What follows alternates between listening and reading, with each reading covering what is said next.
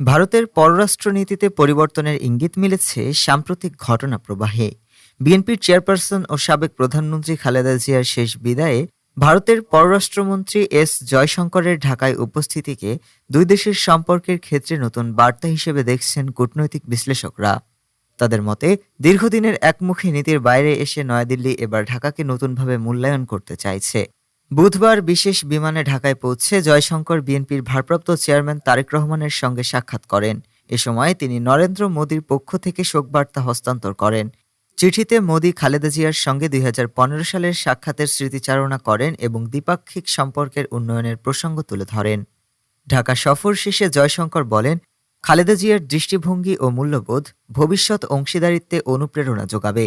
এদিকে তার মৃত্যুতে শোক জানাতে ভারতের প্রতিরক্ষামন্ত্রী রাজনাথ সিং দিল্লিতে বাংলাদেশ হাইকমিশনে যাবেন বলে জানা গেছে। সব মিলিয়ে ভারতের এই কূটনৈতিক তৎপরতা ইঙ্গিত দিচ্ছে পুরনো রাজনৈতিক নির্ভরতার বাইরে এসে বর্তমান বাস্তবতা ও পারস্পরিক স্বার্থের ভিত্তিতে বাংলাদেশের সঙ্গে সম্পর্ক পুনর্গঠনে আগ্রহী নয়াদিল্লি। ডেস্ক রিপোর্ট, আজ বার্তা।